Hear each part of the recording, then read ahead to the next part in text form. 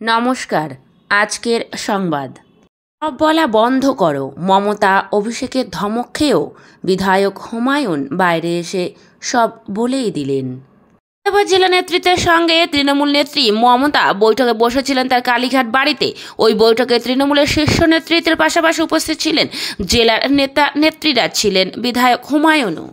ফলে ইদানিং তার পরিচয় বিদ্রোহী হিসাবে তিনি হুমায়ুন কবির। মুর্শিদাবাদের ভরতপুরের এই তৃণমূল বিধায়ক মাসখানেক আগেই তার স্বভাবদোষে শোকজের চিঠি পেয়েছেন দলের কাছ থেকে। শুক্রবার খেলেন জোড়া ধমক দলনেত্রী মমতা বন্দ্যোপাধ্যায়। সর্বসমক্ষে কিছুটা ভর্ৎসনা সুরেই তাকে বললেন, তুমি প্রেসের সামনে দলের ব্যাপারে একটু কম কথা বলো।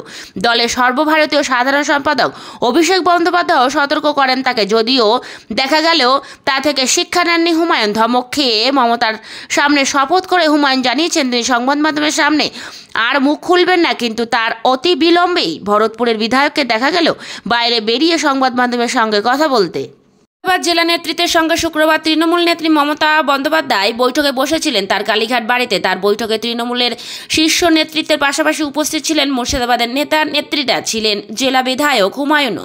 সেই বৈঠকেই সর্বসমক্ষে মমতা এবং অভিষেকের কাছে তিরস্কৃত হন তিনি। বৈঠকে হাজির থাকাদের সূত্রে জানা যায়, শুক্রবার বৈঠক চলাকালীন হুমায়ুনের আচরণ নিয়ে ক্ষোভ প্রকাশ করেন অভিষেক। জেলার সংবাদ মাধ্যমের সামনে তৃণমূল প্রসঙ্গে বিধায়কের কথা বলা নিয়ে তাকে সতর্ক করেন অভিষেক। পাল্টা হুমায়ুন যুক্তি দেন, তিনি নিজে থেকে কথা বলেন না, সংবাদ মাধ্যমই তার কাছে নানা বিষয় জানতে চায়। জবাবে অভিষেক আরও কিছু বলতে চাইছিলেন হুমায়ুনকে। সেই সময়ই মমতা ধমক দেন হুমায়ুনকে। দলনেত্রী বলেন, তুমি বড্ড বেশি কথা বলছো।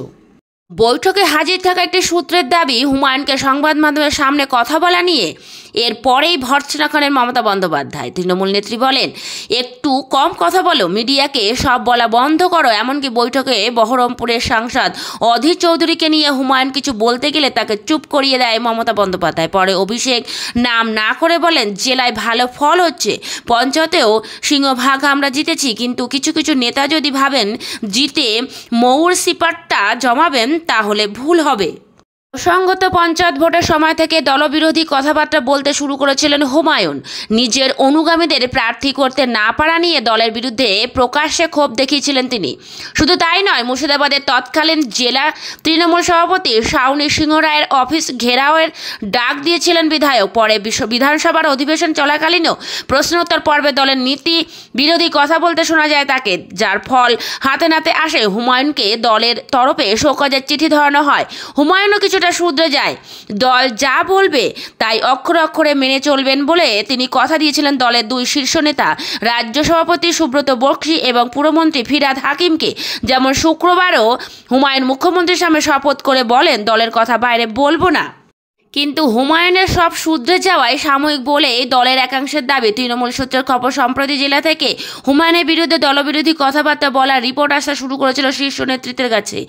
সে ব্যাপারে বৈঠকে তাকে হুমায়ুনকে সতর্ক করেছিলেন নেত্রী, কিন্তু বৈঠকের পরেই মমতার বাড়ি থেকে বেরিয়ে তাকে দেখা যায় সংবাদ মাধ্যমের সঙ্গে কথা বলতে। তিনি বলেন, মুখ্যমন্ত্রী নির্দেশ দিয়েছেন সবাইকে ঐক্যবদ্ধ হয়ে কাজ করতে, আর যদি লোকসভা ভোটে সবাই ঐক্যবদ্ধ হয়ে কাজ করি তবে মুর্শিদাবাদে 3টি আসনই জিততে পারবে তৃণমূল।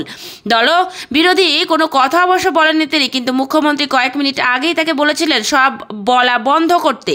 হুমায়ুন কয়েক মিনিটের মধ্যে সব ভুলে গিয়ে সব বলেই ফেললেন। এই ছিল আজকের সংবাদ। পরবর্তী সংবাদ শোনবার জন্য অবশ্যই আমার চ্যানেলটিকে সাবস্ক্রাইব করুন এবং শেয়ার করে দিন।